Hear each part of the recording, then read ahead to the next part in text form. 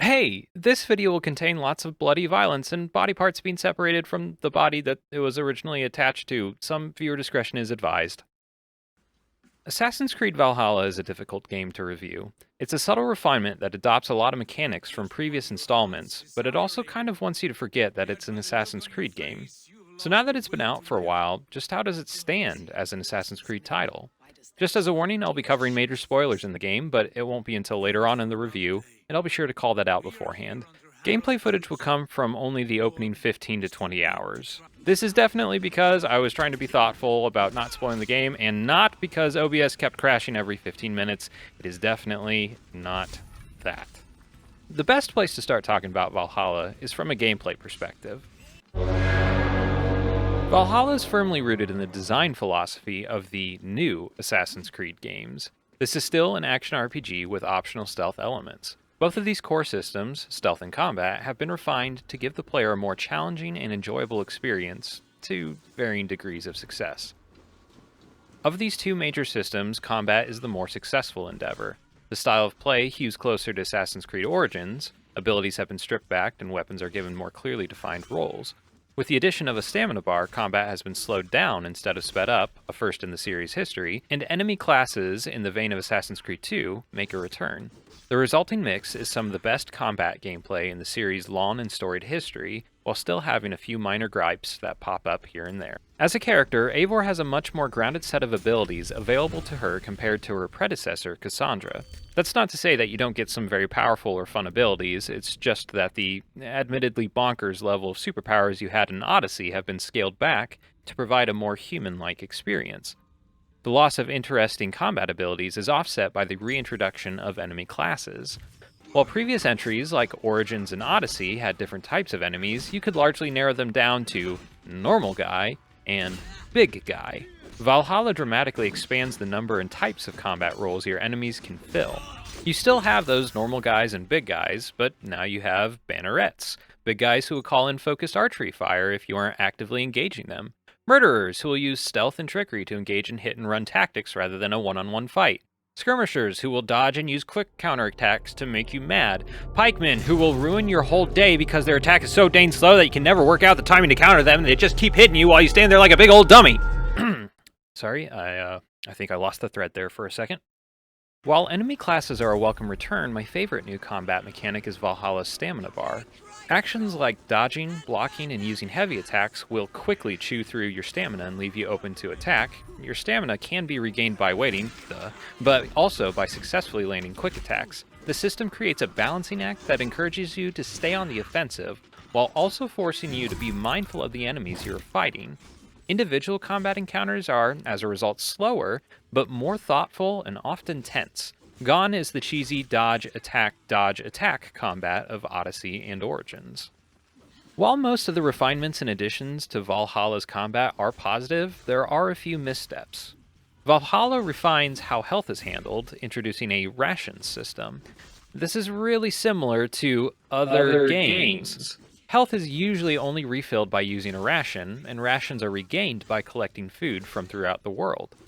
This medkit style system isn't bad, it just doesn't fit the open world very well. In those other games, the main healing items are carefully rationed out between deliberately paced checkpoints in a world that is designed to be approached in a small handful of ways. Being an open world RPG, Valhalla is a game where the player can go anywhere and approach areas from any direction. I would often find myself exploring the open world with low health because I would keep getting ambushed by enemies and would then go long periods of time without finding any healing items to replenish myself. Within the combat itself, the rations work well, giving you an option to quickly heal yourself in the thick of battle. I just wish that your health recovered when you weren't in combat, very much like it did in Odyssey. Another source of frustration came from certain classes of enemies. Some enemies come with unbreakable shields and aren't very aggressive. This often meant that I was left waiting for large chunks of time just to parry an attack, which was the main way left for me to defeat these types of enemies. I don't mind having enemies that I couldn't kill right away, but the challenge came from passively waiting rather than actively making some sort of choice that put the battle into my hands, which is the opposite of how most of Valhalla's combat is. My main gripe with Valhalla's combat is just how often the game will put you into a cinematic execution style kill. These are neat, I guess, but they play so often that any cool factor you get from defeating certain enemies is worn out by the time you reach England. The main mechanic that Valhalla overhauls is the loot system. In Odyssey, loot was randomly generated, with only a very small handful of items being guaranteed in certain locations. All of the equipment, armor, and weapons are now in predetermined locations. This is, overall, a good change, but it had some unintended side effects.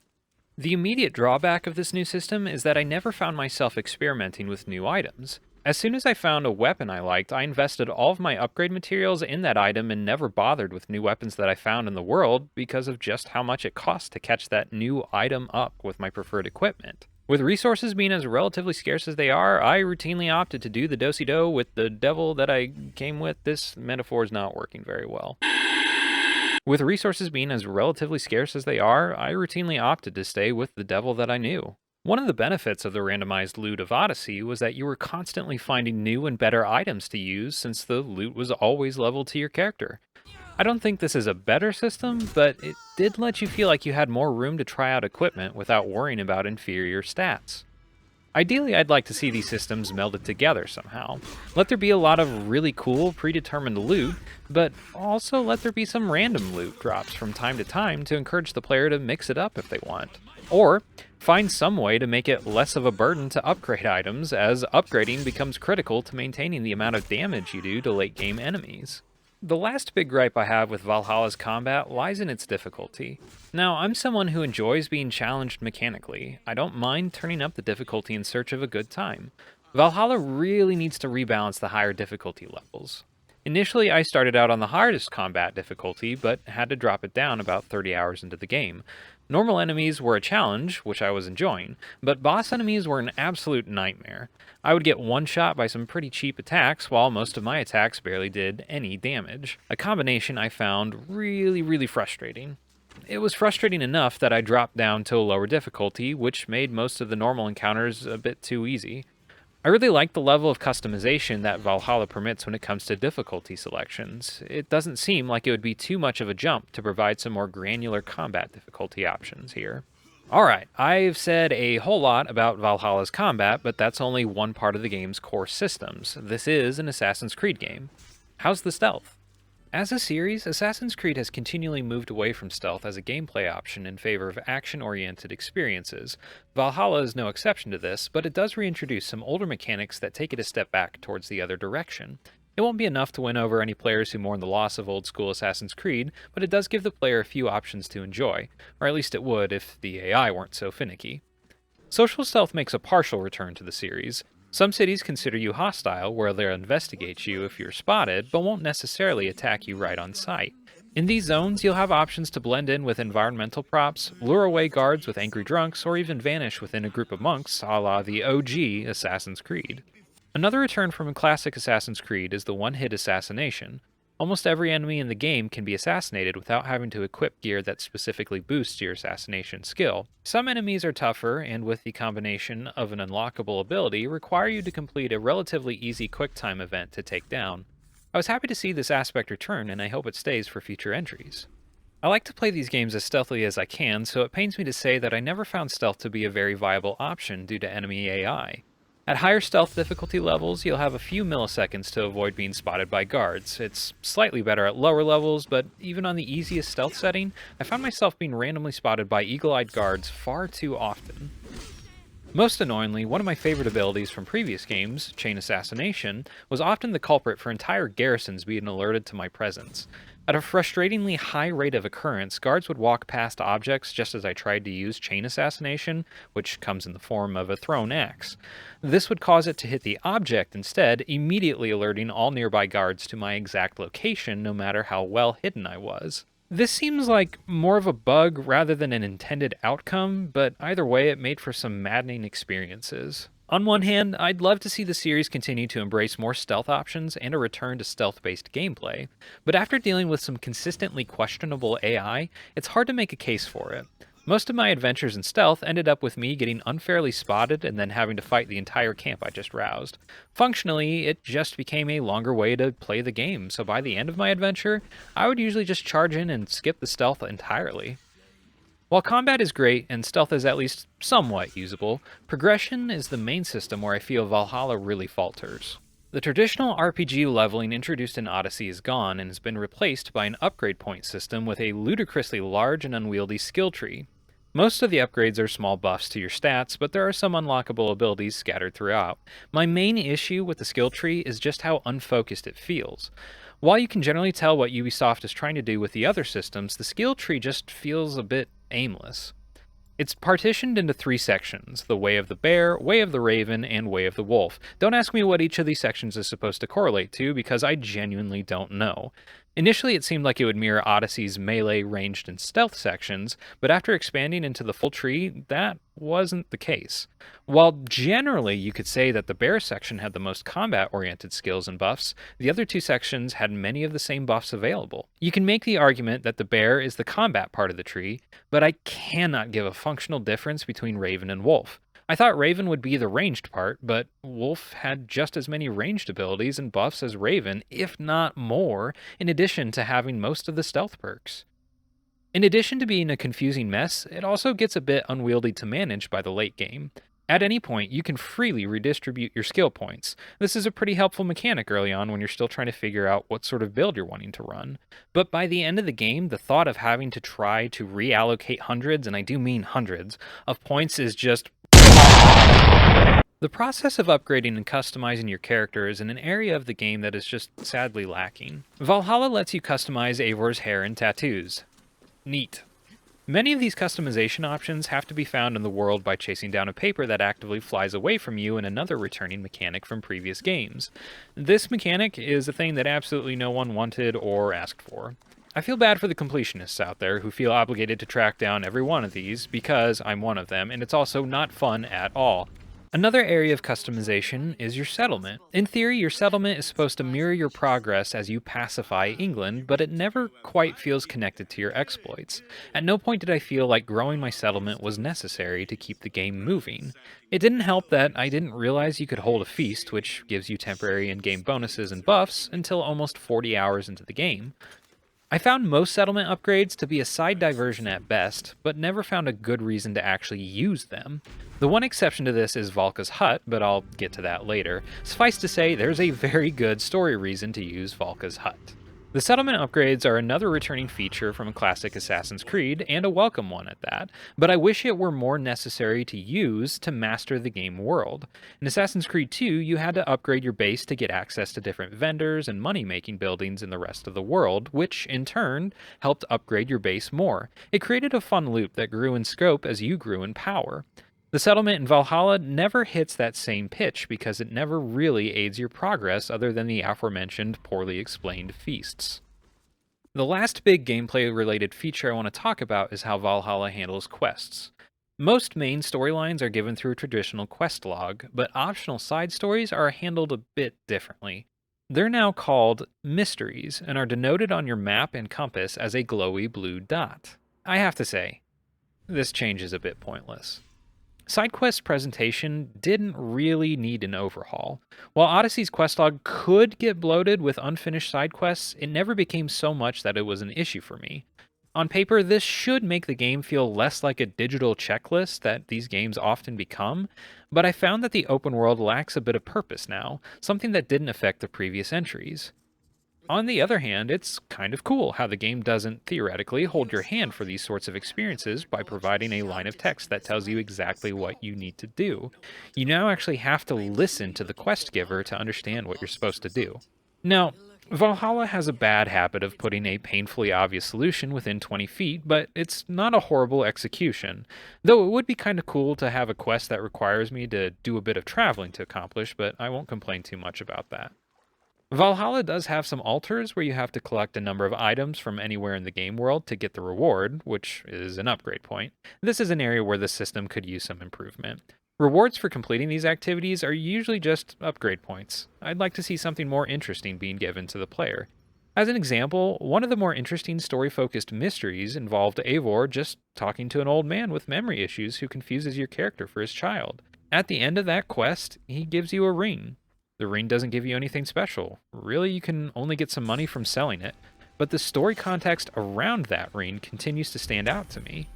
Not every reward needs to be an amazing piece of gear, just having something that means something to the player is enough, and that's something I want Ubisoft to explore more. Another optional side activity are the cairn stones. This is something that Ubisoft said would be a relaxing activity for the player to relax to when they wanted to relax. This is something that the internet is divided on.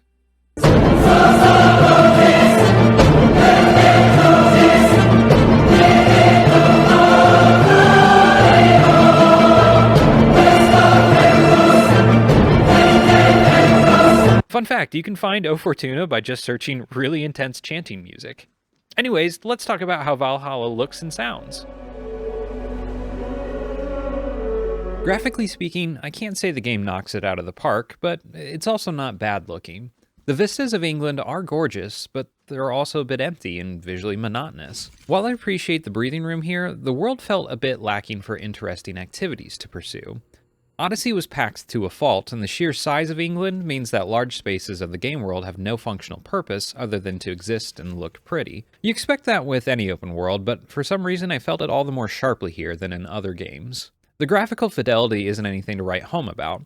Characters and textures look fine, but that's all I can really say. Because Valhalla exists on both generations of consoles, taking full advantage of neither, it ends up sitting in this weird digital puberty of sorts. The sheer lack of fidelity is made up for in strength of the art direction.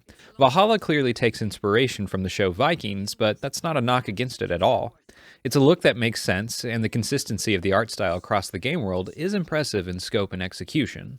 That style does get a bit samey when it comes to the player's customization options. Hair and tattoo choices blend into each other and feel like an afterthought in need of some development. Some of the tattoos can't even be seen unless you unequip your gear. To my knowledge, this is the first Assassin's Creed that gives you customization options beyond your attire, so I guess this is okay for it being the first time in the series' history, but I'd really like to see it fleshed out with a variety of looks and styles. That being said, I'd rather the game provide you a few options that make sense with the art direction, which is what it currently does, than for it to give you a lot of options that don't quite fit in. While the visuals might just be fine, the audio is where the game really excels. Music has never been a weak point for the series, and it's definitely not here. In fact, I'd say this is one of the strongest soundtracks in the series' history. I would often just sit in the main menu, delaying getting into the actual game world just to listen to the main theme.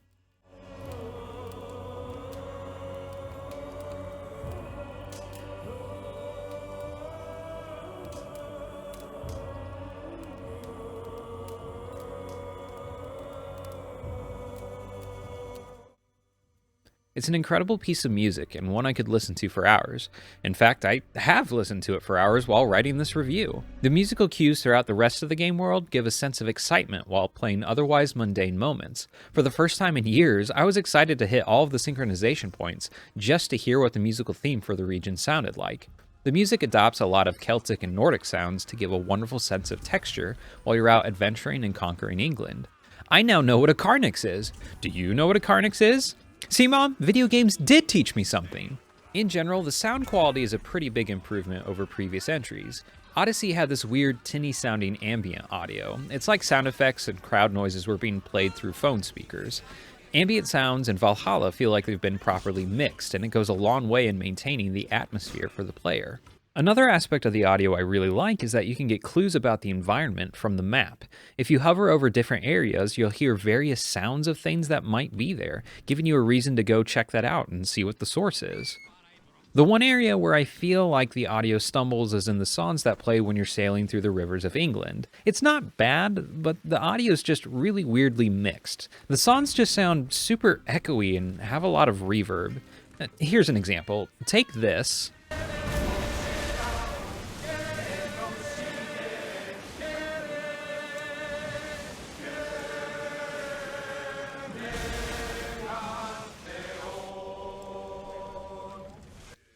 And compare it to this. For noble deeds thine honor sing. The brave men slain Valkyrian way. Reward for strain to Valhalla pay. Then horns resound the mighty horn. For those who fight for the to fall. One of those sounded like it was coming from a ship that you're sailing, and the other sounded like it was coming from the ethereal void. Also, the ethereal void is about 3 inches from your ear holes. It's not bad, but it just stands out in a strange way. Even with those really small issues, the presentation is one of Valhalla's greatest strengths. But what about the story?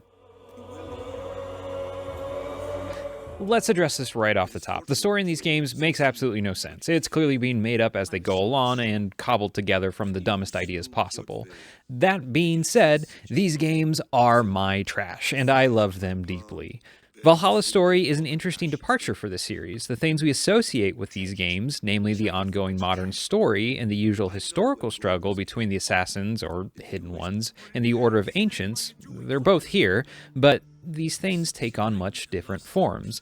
The difference in approach to storytelling can be best seen in the historical story of Eivor, or as I like to call it, herhistorical story. Hashtag herstory. I am very feminist. Previous series protagonists, Cassandra and Bayek, were both proto-assassins, and their stories were very much about the ongoing struggle between these two rival orders. Eivor is not an assassin. She never makes a commitment to the assassins or hidden ones. The titular creed is discussed only in short notes that you can find in abandoned Hidden Ones bases. The world that we've known for 2 games is largely absent in Valhalla. The Hidden Ones are only just moving back into England after leaving with the Romans hundreds of years ago. The country is a haven for the Order of Ancients, but the Order is shrinking and divided. It's dying. This is an Assassin's Creed game that doesn't really care about the assassins. While you can hunt down all the Order of the Ancients, it's not really a requirement to complete the main story, the story of Eivor. For much of my 70-hour adventure, I was focused instead on Eivor's personal journey from newcomer in a strange land to leader of her community. Valhalla wisely chooses to pursue her story rather than the usual nonsense of the modern plot, which I'll just refer to from here on out as the meta-narrative. Don't worry, those elements are still here, they just take much more of a backseat up until the 11th hour, which I'll talk more about in the spoilers section. Valhalla is the story of Eivor. It's the story of her and her brother Sigurd and their quest for glory. It's a story that is presented like Nordic sagas. Each region has its own arc that you'll experience in your playtime. Some of these arcs are connected, but for the most part they stand on their own. While this does make it easy to digest, it takes a very long time for the story to really hit its stride. Even when it does start to click into place, you'll be whisked off to a new region for a largely unrelated story when all you want to do is continue the story you were playing. Because of situations like this, I found that I would often lose track of what was supposed to be happening in the overall story of Eivor and Sigurd, which is where the narrative really shines. At its core, the story of Valhalla is about resolving the tensions of a family split. Split by death, split by distance, and split by destiny. Valhalla manages to keep a relatively even tone throughout the game, and that tone is a bit too self-serious for my liking. There are some funny moments throughout, but they usually only manage to chuckle. So, you want a great victory from me, or a great death? No! I want to live, and I could not possibly hope to win against you. That is true. These games are deeply ridiculous, and I wish they felt like they could have more fun with the characters. It's a shame because Valhalla's story is at its best when it embraces the humanity and personality of its characters. Alright, so here's where I need to start getting into spoilers, so consider this your warning. It's spoiler time. I've never been the biggest fan of Assassin's Creed's meta-narrative, so I was pretty pleased to see it largely sidelined in Valhalla. The way it manifests is through Eivor and Sigurd's relationship. It's strongly implied, and then later confirmed, that they have some connection to the Isu. This connection gives them visions of the Norse gods, visions that are playable. After upgrading your settlement to a certain level, you'll unlock the ability to play through the Asgard storyline, which were some of my favorite parts of the game. You get to play as Odin in his quest to fend off certain death. You'll interact with other gods like the trickster Loki, who is weirdly voiced by the same actor that voices Basem, one of Eivor and Sigurd's companions. I'm sure that won't come up again. You'll also defend Asgard against a Nornir invasion and relive your favorite Dark Souls memory of fighting a giant wolf. It's all really good and hits the really fun pitch that I wish the rest of the meta-narrative lore would hit. This whole section of the story is key to understanding the events of the game's finale, where you travel with Sigurd to an Isu temple that jacks you into the matrix of Valhalla. Throughout the game, Odin has been a voice in your ear, giving you the worst advice possible. There are multiple occasions where I had committed myself to totally murderizing a dude, only to have Odin show up and be like, "That guy is worthless and you should stab him." I knew in those moments I definitely needed to let that guy live. The finale culminates with Eivor being forced into a fight with Odin, who wants her to stay with him locked in glorious combat forever. In a really cool turn, the only way to win is to run away. But if you try to flee, Odin pulls you back literally by your axe. To truly win and get away, you have to give up your weapon. It's a powerful moment of storytelling. The way to win is to give up the very symbol of struggle and glory that you've been working towards this entire time. Throughout the game, you've been making alliances and friendships, but these allies and friends start to die the deeper you've gotten into this quest for glory. At the end of this journey, Odin reminds Eivor of everything he's done for her and asks what more she could want. Leave me now. You are nothing. With me, have wisdom, glory, power. What more do you need?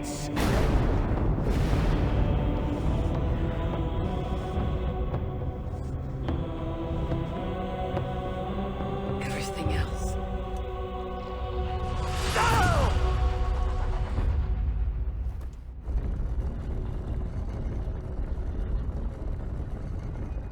It's a powerful ending. Well, it's not actually the ending. There's a whole other region to conquer after the credits roll, but we're not going to get into that. First, you have to have a boss fight with Bazim, who is a reborn Loki trying to get revenge on Eivor, who is a reborn Odin, though she doesn't know that, for trying to kill Loki's son Fenrir in the Asgard storyline. It's pretty wild. The most intriguing step that Valhalla takes is that it essentially kills off Layla as the framing protagonist and replaces her with Bazim as the playable character after the credits. It's revealed that Bazim has been working with the Staff of Hermes to free his body from the 1,000 years of suspended animation to get revenge on Eivor and find his giantess wife and wolf son. That's a bonkers thing I just wrote, and I don't totally know what to do with it.